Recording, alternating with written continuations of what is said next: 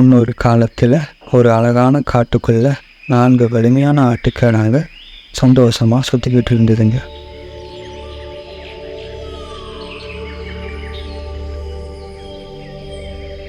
அந்த காட்டுக்குள்ளே இருக்க பசுமையான புல்வெளியில் தன் இஷ்டம் போல சுற்றிக்கிட்டு இருந்ததுங்க.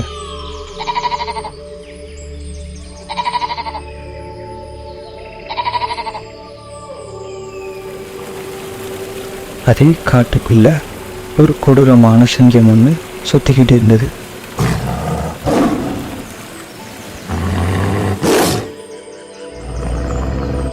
அந்த சிங்கம் தன் கண்ணில் படுற எல்லா விலங்குகளையும் அடித்து சாப்பிட்றோம்.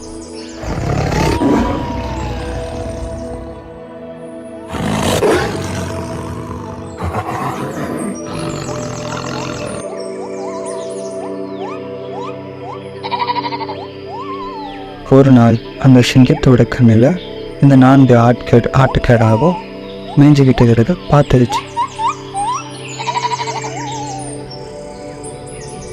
அந்த சிங்கமும் அடடா எவ்வளவு கொளுத்த கடாவாக இருக்குதுங்க, ஒன்றை அடித்து சாப்பிட்டாலும் ஒரு வாரத்துக்கு பசிக்காது போலையேன்னு பார்த்துக்கிட்டு இருந்துச்சு.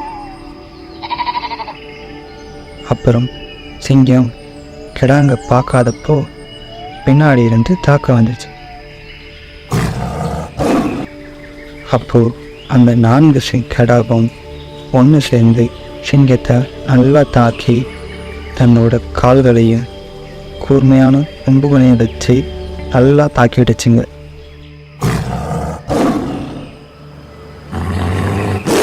அந்த தாக்குதலை பார்த்து பயந்து அடிவாங்க முடியாமல் தலை தெரிக்க அங்கே இருந்து காட்டுக்குள்ளே ஓடி போயிடுச்சு. சிங்கம் எப்படியாச்சும் 4 ஆடுகளையும் சாப்பிடணும்னு யோசிச்சுக்கிட்டு இருந்துச்சு. ஒரு நாள் ஒரு ஆடு மட்டும் 10 ஆடுங்கிட்ட இருந்து தள்ளி வந்து நெஞ்சிக்கிட்டு இருந்துச்சு. அப்போது சிங்கம் அந்த ஆடுகிட்ட போய் பேச ஆரம்பிச்சிச்சு. ஆடே ஆடே, இன்னும் மற்ற ஆடுகள்லாம் சேர்ந்து ஏமாற்றிக்கிட்டு இருக்குதுங்க. மற்ற ஆடுகள் எல்லாம் நல்ல பசுமையான புல்வெளியில் போய் மேயுதுங்க. ஒன்று மட்டும் நல்ல இல்லாத புல்வெளி பக்கமாக அனுப்பிடுதுங்க. அந்த ஆடும் அப்படியே நம்பிடுச்சு. ஆமாம், நீங்கள் சொல்கிறது சரிதான்னு தலையாட்டிடுச்சு. சிங்கம் இன்னும் கொஞ்சம் தூரத்தில் தள்ளி வந்தால் நல்ல பசுமையான புல்வெளியை காட்டுன்னு சொல்லிச்சு. அந்த ஆடும் நம்பி சிங்கம் சொன்ன இடத்துக்கு போய் மற்ற ஆடுகள் எல்லாம் விட்டு ரொம்ப தூரம் போய் மேய ஆரம்பிச்சிச்சு.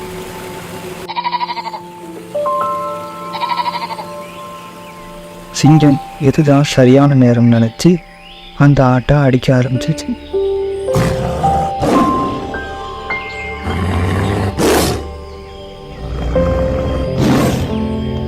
அந்த ஆடும் எவ்வளவோ போராடி பார்த்து முடியலை.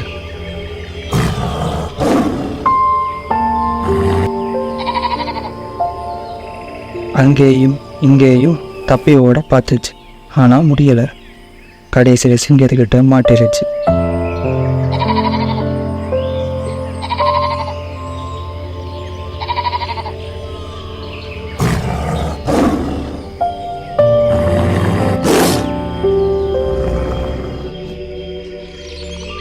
இன்னொரு ஆடுகிட்டையும் போய் பேச ஆரம்பிச்சிச்சு.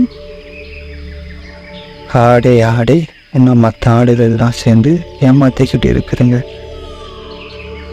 மற்ற ஆடுகள் எல்லாம் நல்ல பசுமையான புல்வெளியில் போய் மேயுதுங்க. ஒன்று மட்டும் நல்ல இல்லாத புல்வெளி பக்கமாக அனுப்பிடுதுங்க. அந்த ஆடும் அப்படியே நம்பிடுச்சு. ஆமாம், நீங்கள் சொல்கிறது சரிதான்னு தலையாட்டிடுச்சு. சிங்கம் இன்னும் கொஞ்சம் தூரத்தில் தள்ளி வந்தால் நல்ல பசுமையான புல்வெளியை காட்டுன்னு சொல்லிச்சு. அந்த ஆடும் நம்பி சிங்கம் சொன்ன இடத்துக்கு போய் மற்ற ஆடுகள் எல்லாம் விட்டு ரொம்ப தூரம் போய் மேய ஆரம்பிச்சிச்சு. சிங்கம் இதுதான் சரியான நேரம் நினச்சி அந்த ஆட்டை அடிக்க ஆரம்பிச்சிச்சு.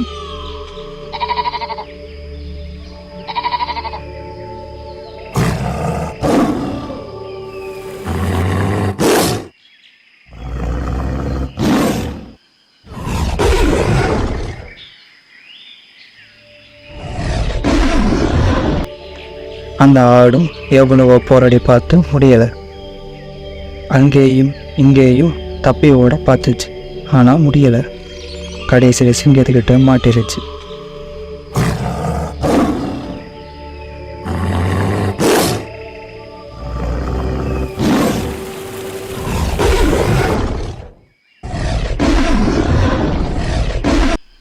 இன்னொரு ஆடுகிட்டையும் போய் பேச ஆரம்பிச்சிச்சு. ஒரு ஆடு மட்டும் மற்ற ஆடுங்கிட்ட இருந்து தள்ளி வந்து நெஞ்சுக்கிட்டு இருந்துச்சு. அப்போது சிங்கம் அந்த ஆடுகிட்ட போய் பேச ஆரம்பிச்சிச்சு. ஆடே ஆடே, இன்னும் மற்ற ஆடுகள்லாம் சேர்ந்து ஏமாற்றிக்கிட்டு இருக்குதுங்க. மற்ற ஆடுகள் எல்லாம் நல்ல பசுமையான புல்வெளியில் போய் மேயுதுங்க. ஒன்றை மட்டும் நல்ல இல்லாத புல்வெளி பக்கமாக அனுப்பிடுதுங்க. அந்த ஆடும் அப்படியே நம்பிடுச்சு. ஆமாம், நீங்கள் சொல்கிறது சரிதான்னு தலையாட்டிடுச்சு. சிங்கம் இன்னும் கொஞ்சம் தூரத்தில் தள்ளி வந்தால் நல்ல பசுமையான புல்வெளியை காட்டுன்னு சொல்லிச்சு. அந்த ஆடும் நம்பி சிங்கம் சொன்ன இடத்துக்கு போய் மற்ற ஆடுகள் எல்லாம் விட்டு ரொம்ப தூரம் போய் மேய ஆரம்பிச்சிச்சு. சிங்கம் இதுதான் சரியான நேரம் நினச்சி அந்த ஆட்டை அடிக்க ஆரம்பிச்சிச்சு. அந்த ஆடும் எவ்வளவோ போராடி பார்த்து முடியலை.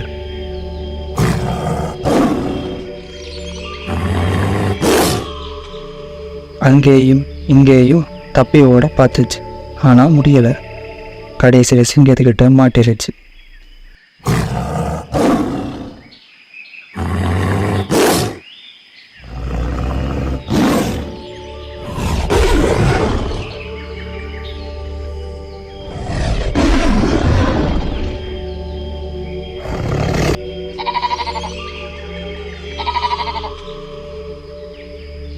கடைசியில் இருந்த ஒரு ஆட்டையும் சிங்கம் வேட்டையாட ஆரம்பிச்சது.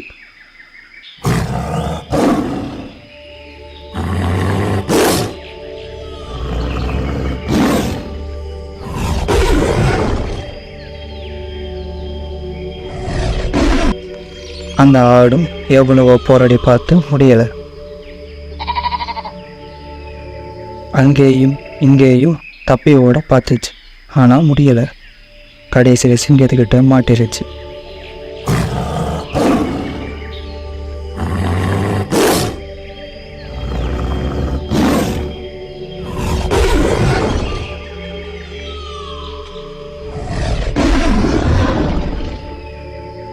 நான்கு ஆடுகளும் ஒற்றுமையாக இருக்கிற வரைக்கும் சிங்கத்தால் ஆடுகளுக்கு பக்கத்தில் கூட நெருங்க முடியல. ஆனால் சிங்கத்தோட பேச்சை கேட்டு ஒவ்வொரு ஆடும் தனித்தனியாக பிரிய சிங்கம் ஒவ்வொரு ஆட்டையும் வேட்டையாடி சாப்பிட ஆரம்பிச்சிருச்சு. கடைசியில் 4 ஆடுகளையும் சிங்கம் வேட்டையாடி சாப்பிட்ருச்சு. இந்த கதையிலிருந்து நாம் என்ன கற்றுக்கணும்னா, நம்மளோட எதிரி நம்மளோட பலமாக இருந்தால் நம்ம ஒற்றுமையாக இருக்கணும். நம்மளோட ஒற்றுமை பலத்துக்கு முன்னாடி அந்த எதிரியால் ஒன்றும் பண்ண முடியாது. நன்றி. மீண்டும் அடுத்த கதையில் சந்திப்போம்.